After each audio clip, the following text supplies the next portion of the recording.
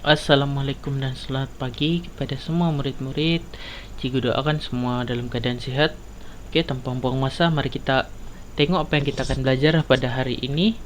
Pertama, kita akan membandingkan nilai dua nombor. Kedua, menyusun kumpulan objek mengikut tertib menaik dan tertib menurun. Oke, kita tengok kepada contoh yang pertama. Untuk mengetahui semua contoh-contoh semua ini cikgu ambil daripada buku teks. Oke, banding nombor. Jualan sempena Hari Kebangsaan. Ada jualan topi, bendera, lencana, dan rantai kunci. Oke, untuk teknik yang pertama dia menggunakan perbandingan digit. Oke, dia beritahu di sini bahawa topi mempunyai 3 digit, manakala bendera mempunyai 4 digit. Tengok lelaki ni cakap apa? Nombor 4 digit lebih besar daripada nombor 3 digit. Artinya semakin banyak digit, semakin besar kalau kita bandingkan. Jadi berdasarkan ini, topi ada 3 digit, bendera ada 4 digit.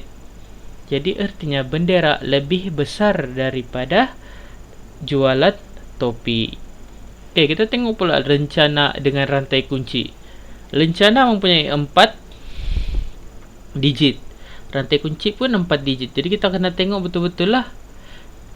Jadi antara dua ni, mana yang lebih besar, lencana atau rantai kunci?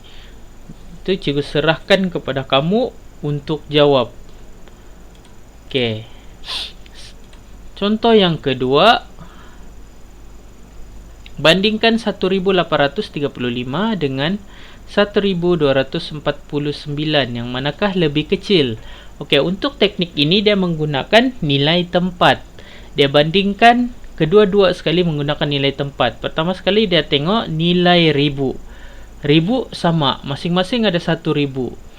Lepas tu dia beralih kepada rumah ratus. Satu mempunyai digit 8, satu lagi mempunyai digit 2. Jadi yang mana lebih kecil? Mestilah yang digit 2. Jadi dia beritahu 200 lebih kecil daripada 800. Jadi 1249 adalah lebih kecil daripada 1835. Okey, tengok durian ni cakap apa. Nombor manakah yang lebih besar? 1249 ataupun 1217. Okey, jadi bincangkan dengan siapa-siapa yang ada di rumah kamu, mana yang lebih besar atau mana yang lebih kecil. Oke, untuk contoh yang ketiga pula, dia menggunakan garis nombor. Garis nombor ni mestilah selalunya garis nombor dia menaik ataupun menurun. Tapi untuk soalan ini dia menaik. Oke, diberi 2858 lebih besar daripada 2855. 2855. Tunjukkan pada garis nombor. Okey, daripada garis nombor tu tengok kanta ada 2. Jadi tengok perempuan ni cakap apa? Semakin ke kanan nombor semakin besar. Jadi 2858 berada di sebelah kanan 2855. Artinya 2858 lebih besar daripada 2855. Okey, semakin naik artinya semakin besar. Sebut dua nombor yang lebih besar daripada 2860. Okey, cuba kalau kamu rasa dapat jawab, bagi tahu. Tanya, "Mak, betul kan ni jawapan aku?" Okey. Sekarang kita pergi ke tajuk seterusnya, menyusun kumpulan objek mengikut tertib menaik dan tertib menurun. Contoh yang pertama, ada projek tanaman semula. Pokok bakau ada 3000, pokok kelapa sawit 3100, pokok getah 2800, pokok kelapa 2900. Okey. Kalau di atas ni, di bawah dia, tengok ya, di bawah dia dalam bentuk bongkah-bongkah segi 4 macam yang kita belajar minggu lalu. Jadi 3000, 3100, 2800, 900. Ini kita akan susunkan nanti dalam contoh sebelah. Tapi jawab dulu soalan ini. Apakah nomor yang paling kecil? Tanaman mana yang paling kecil? Bukan dari segi saiz, tapi dari segi bilangan. Dari segi bilangan yang paling kecil adalah pokok getah. Bilangan yang paling besar pula adalah pokok kelapa sawit dengan 3100. Oke, nomor-nomor yang tadi itu kalau kita susunkan mengikut tertib menaik dan tertib menurun.